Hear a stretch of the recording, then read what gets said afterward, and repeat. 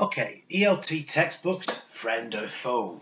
A deliberately contentious topic title for this little mini series of videos. So the key topics we're going to look at over the next few days. Number one, the ELT industry. Number two, what teachers say. Three, ELT communicative teaching theory. And number four, some conclusions that we can draw at the end. So let's begin. So we're talking about textbooks. What do teachers say? There's been a lot of inquiries, a lot of surveys done of ELT teachers across the planet, and generally these are some of the ideas that teachers come back with. So they'll say that course books provide basic framework lessons, and so they save time. There's less preparation. That's a great thing. You can open the book and teach. Coursebook structure is especially useful for lower level learners and for inexperienced or busy teachers. So again, it's almost like a learning or teaching aid. It helps you to have minimal preparation, go in the classroom and get going. Number three, teachers will say something like, I love the fact that they afford you time preparation. You have your listenings, your readings, your exercises. So everything is integrated into one course book.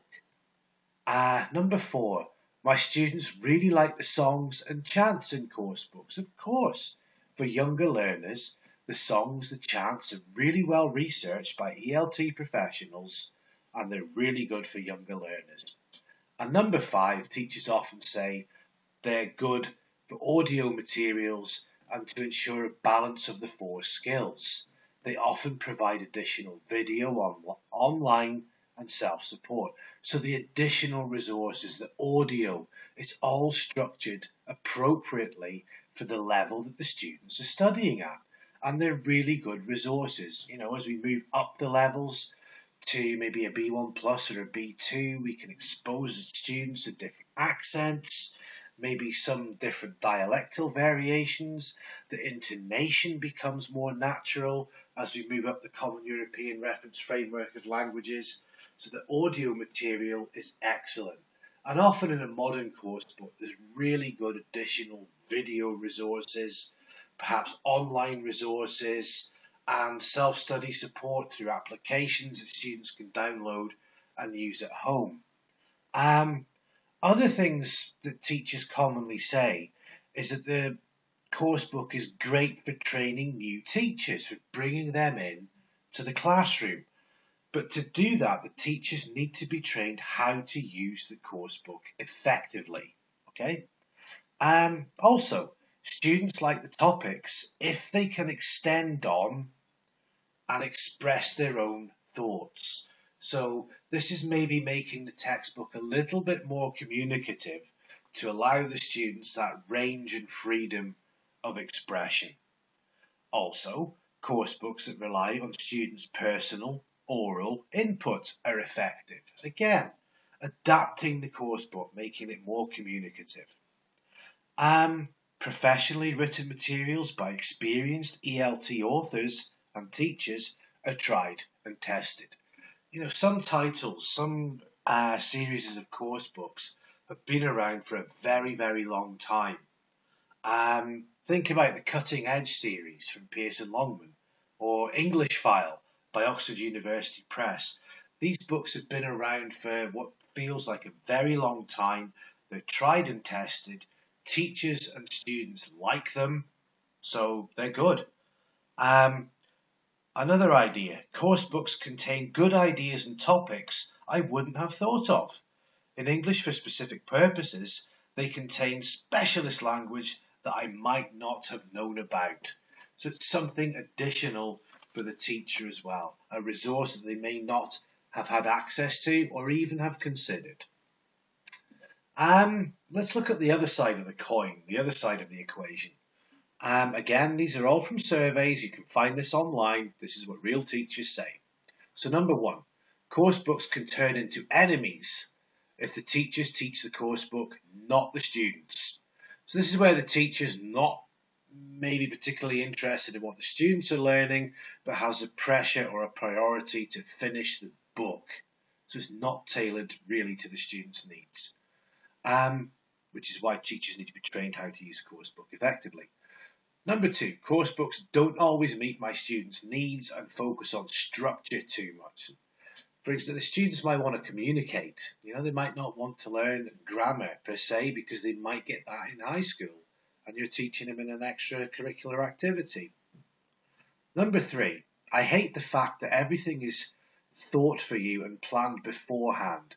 Teachers have to adjust to the book and not the other way around.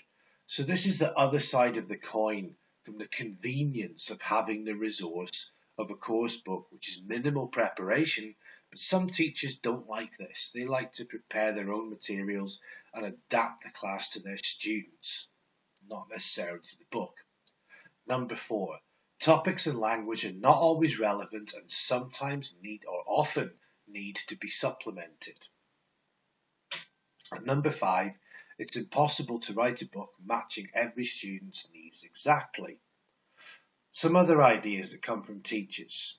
Teachers have said, I don't like the topics in them because they become outdated very quickly. They are often out of date as soon as they go to press. This is because always there's a pressure on publishers to innovate and to use modern, kind of vibrant topics and examples, but the downside of this is, these can go out of date very quickly. Another response, students dislike the same types of tasks that are used throughout the books. Slight misunderstanding with the word tasks, because it's generally exercises in course books, but I'll expand on this in the next video. But they can be repetitive, work in pairs, talk about this, Another example, some course books are too big or too long. It can be disheartening to only get through, say, 8 out of 12 units in a course. And that can also lead to parental pressure. We've bought this book. Why didn't you finish it? You haven't finished the grammar. You haven't done the vocabulary. How can we progress to the next book if they don't know all the content of this one? So there's a whole range of problems with this. Another one. There are so many course books on the market, it can be difficult to select the right one. Absolutely. Get your local sales representative from a number of publishers to come to speak to you, and you'll see a whole plethora of different books offering slightly different objectives, slightly different strategies, but how do you know which one is right for your class? Because you don't get to look at them very often. These days, sales reps tend not to leave samples too often. And another example, it's the students are heads down in the class. They're focused on the book. They don't have the heads up. They're not interacting with other people. They're not interacting with the language. It's a fair comment. And the last comment on this part, that books are expensive. It's a big investment every year, which is a fair point. So let's continue. So really, are the textbooks a friend or a foe? So, that's what the teachers think. In the middle, you can see a photo of part of some of my course books. I have a huge stack of the things. So the teachers say two different things, positive, negative opinions. What does the latest ELT research say is the next part. So ELT might say textbooks are non-communicative, they don't encourage proficiency, textbook becomes the course, textbooks don't encourage innovative teaching, and textbooks are largely focused on isolated grammar and vocabulary points. So, some people say that textbooks are non-communicative, but most teachers say they teach communicatively. So I have some questions. Question 1. Is communication not teaching grammar in the traditional way? Or is communication getting students to talk about a topic in pairs? Question 3. Is communication practicing grammatical items using group activities?